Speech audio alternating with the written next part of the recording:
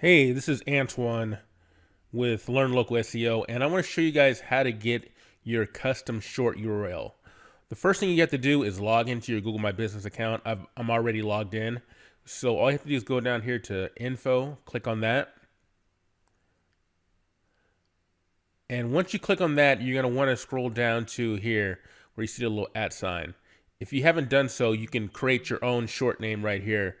It's going to take maybe 24 hours for it to get approved. Sometimes it's a lot faster, but at the worst 24 hours. And then just click apply. And then if you go up here, you can share your business profile URL right here. You just click on it, copy it, and then that's what you can give out to people so they know exactly where you are. You can just cut and paste right here.